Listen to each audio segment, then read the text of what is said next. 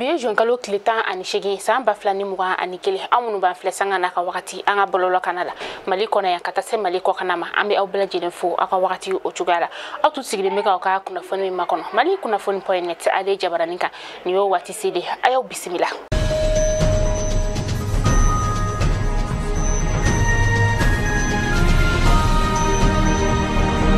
Anga bi kuna foni medamna ni femi francika ka wolo masteri taba ulu koni ya yira ka fo ku yetega da karogeren dina tigila ma chama ndeka mi yeresa ni dadi uldo shwahi be ola ni beba le don abu dardar ola sa ale tumeni ma mineta no fe abu dardar yerela ko no kosobe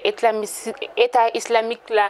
sahara dugu o konnala ni mineni nu yere kera juma temene juin kalo kileta ani kele samba flani muga ani kele na akera liptago gurma o yoro ola francika wolo mastri tabani nigerian ka wolo mastri tabao ka chef d'état major ayini kuma ni ka afo feben fura ola doko kun temenina akonna la samba lodonia ka fo francais ra tunkilo no ka uka wolo mastri tabao ni anga wolo mastri tabao ka janyoya ni ka o susuri wakati konnala amto anga jamana korean fan fe halibi anga jamana korean fan muso ulu kon yala nyini anga jamana maraba ko fe uka wala sugube ke wala sa anga wol master taba ulu be sega chari anga korean fan fe law fe chogoya mina ani bruno bla sebe mini akera be ani kelenya kunyauka ni o accord pour la paix et la réconciliation isa o bara ulu be seka la wala ya chogo mina oni anyogona chama tomaktu fukata se gawo musuma ulu ni kuma ni ka si ka foga juin kalo kleta andu temene ukera anga faba o konnala ukala nyini femi yeresa o de ka fo ko muso ulu sengaye be ani kilenya o kuma folla anga jamana o konnala al mustarat ni wakati na malo ale songo geleyanu do kosobe ka sababu yake malo kilo biduru o kumbe ka firi sefa wari wa nani ani kemenanila ngami domina ina fobi abe ka firi sefa wali wa durudila ka fo nyana fana ka fo ko uka sugo kilo obe ka firi sefa wari keme woro kuri dugu fana konna la sa uga sugula ni wakati na tamati ale sigi fitini o kumbe ka fere sefa wari biworo o de la ngame wakati mina ina fositano asigi fitini o be ka fere sefa wari kemela ni ngoni fora asamba ulu fe uya yira tuni ka fo dugula mo ko ulu ka kuri sugu o konna la betaravu fukata se karotima o era fana koni o teka ye nyela fere kala ulu ka fola ko ni aye ko ni fenkena numbe ka gele kuri sugu o konna la ka sababu ye samia o dontogoye.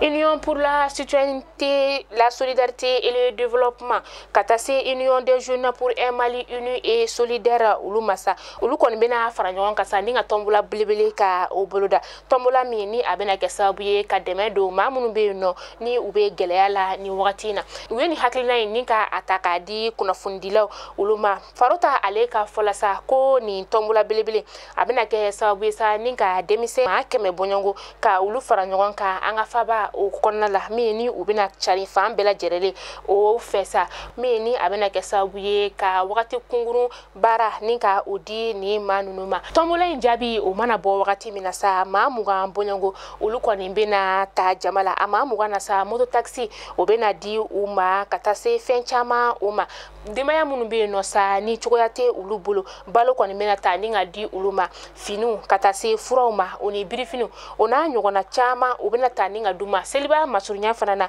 dombolo bena di ni manunuma na foloko ta fanfe oni anyogona chama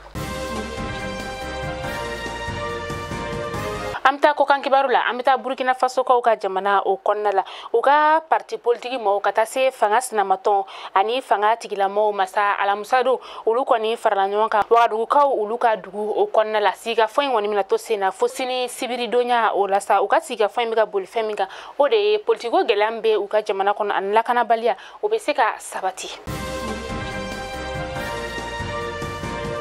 Nigerian ka jamana nyamani oye Muhammadu Buhari